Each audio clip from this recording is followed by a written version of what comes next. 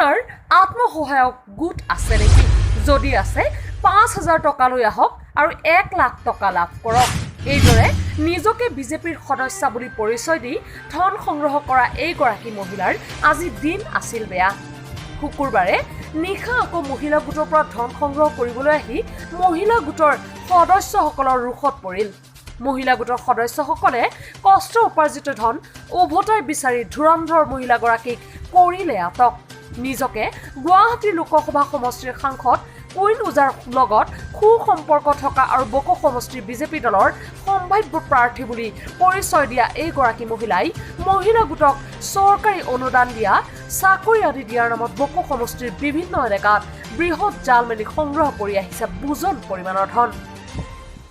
দীৰ্ঘদিনৰ পৰাই এইদৰে ধন সংগ্ৰহ কৰি আহিছে যদিও মহিলা গোটক দিব পৰা নাই চৰকাৰী অনুদান। পৰিস্থিতি উত্তপ্ত হোৱাত ঘটনাস্থলীত মন্দিৰ আৰক্ষী উপস্থিত হৈ দীপাঞ্জলি কলিতা নামৰ মহিলাগৰাকী আৰু তেওঁৰ স্বামীক মন্দিৰ আৰক্ষী চকীলৈ লৈ যায়। লকডাউনৰ দুদিনমান আগতে এই বাইদেউ আহিছিলে, আহি পেলাই আমাৰ ওচৰত পৰিচয় দিছিলে তেওঁ এজন বিজেপিৰ কৰ্মী হয় বুলি, আৰু তেওঁ এজন মানে বেংক মিত্ৰ। বহুত মিঠা মিঠা কথা কল। আমিতো মহিলা মানুহ জানে আপোনালোকে একদম দয়ালু। তাৰমানে ইয়াৰ কথাত আমি ভিজি গেলো। ভিজি যোৱাৰ পিছত এতিয়া সিদিনাখন মানে বহুত লোভ দেখালে। দেখাৰ পিছত আমি মিটিংটো শেষ কৰিছো, ঘৰত গুচি আহিলো। ৰাতি আকৌ ৰেখা তাতে ফোন কৰিছে যে ৰেখা আমাৰ এটা স্কিম আছে, ১ লাখ টকা একালীন দিব, তেনেহলে তোমাৰ সদস্য ৫,০০০কে দিবা গোটৰ প্ৰতি।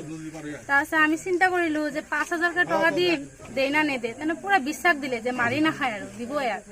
তাৰপিছত আমি ৯টা গোটে ৫,০০০কে দিলো আৰু তাৰ পিছদিনাখন আৰু ২টা গোটে দিলে পইচা। টোটেল ১১টা গোট হ'ল। টোটেল ১১টা গোটে হ'ল। ৫,০০০কে দিলে। ৫,০০০কে দিলো। তাৰপিছত এই ৬ মাহত এই বাইদেউ মানে একো খবৰে নাই আৰু আমাক ফোনো নকৰে। এই ৰেখা আৰু সুনীতাৰ মাজতে ফোন কৰি কি কয় ভগৱান জানে, আমাক একো নকয় তাৰমানে। তাৰপিছত এতিয়া পৰহিৰ আগৰ দিনা ৰেখাই আমাক ফোন কৰি ক'লে যে বাইদেউ এটাতো ঘটনা হ'ল, বাইদেউ যেনিবা আমাৰ পইচাখিনি মাৰি হ'ব এতিয়া। পিছত আমি বোলো তেনেহ'লে কি হ'ব, কেনেকে হয়? কয় বাইদেউৰ নামত কেছ আছে, বাইদেউ এতিয়া পলাব ইয়াৰ পৰা। আমিতো মানে বিপাঙত পৰিলো, সদস্যহঁতে ইমান কষ্ট কৰি পইচা দিছে, সেইখিনি সদস্যটো আমাক ধৰিব। সেইকাৰণে মই কি কৰিলো যে এইটো বাইদেউৰ লগত এটা বুদ্ধি পৰামৰ্শ কৰিলো যে কেনেকে বাইদেউটোক ইয়াতে অনা যায়। তাৰপিছত আজি পুৰা লোভ দেখাইছো আৰু মানে তাইতো নাহেই।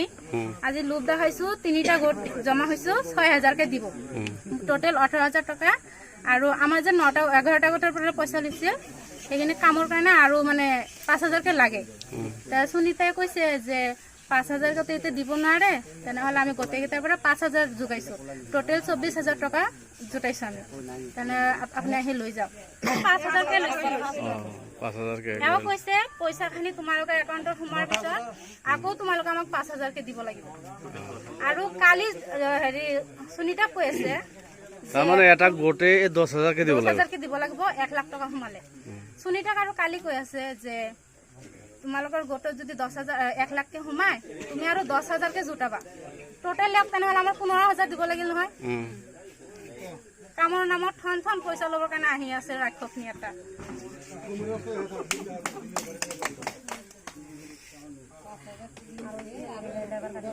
আৰু লেবাৰ কাৰ্ডৰ কাৰণে লৈছে পইচা। গীতাঞ্জলি নামৰ মানুহটোৱে আমাৰ পৰা মোটামুটি ২৭টা লেবাৰ কাৰ্ডৰ পইচা লৈছে, আৰু এই PM কিষাণৰ কাৰ্ড বনাই দিম বুলি পইচা লৈছে, আৰু 2টামান গোটৰ পইচা লৈছে। কিমান লৈছে? আমাৰ ইয়াত আহি সি মানে এই বিজেপি এইবাৰ বকো সমষ্টিৰ ভাবি কেণ্ডিডেট বুলি পৰিচয় দিছে, আৰু কুইনোজা বাইদেউৰ লগত বোলে তাৰ বহুত হাত আছে এনেকুৱা পৰিচয় দিছে। গতিকে আমি তাৰ কথাত বিশ্বাস কৰি আমি পইচাখিনি দিছোঁ। কিন্তু আজি ৬ মাহ ৭ মাহ হৈ গ'ল, কিন্তু পইচাখিনি আমাক ঘূৰাই দিয়া নাই, কামো কৰি দিয়া। কিমান টকা দিছিল? মই মোটামুটি ২৫,০০০ মান টকা দিছোঁ গোটেইখিনি মিলি। মোৰ ল'ৰাক চাকৰি দিব, ২ লাখ টকা মোৰ ল'ৰাৰ নামত লয়, ৪ লাখ টকা মেইন আৰু কি ৪ লাখ টকা ২ লাখ টকা দিছো আৰু কি চাকৰি দিব, ৱাৰ্ড বয় চাকৰি।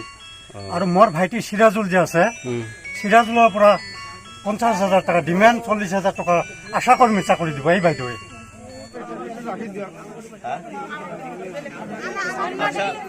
আপনি কেতিয়া এইবিলাক পইচা যদি লৈছিল দিব পাৰে নেকি কৈ দিয়ক।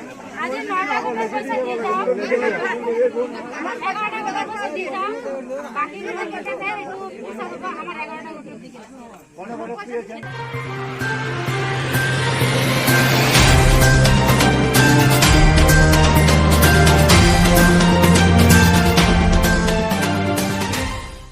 News desk report, news 31 Assam.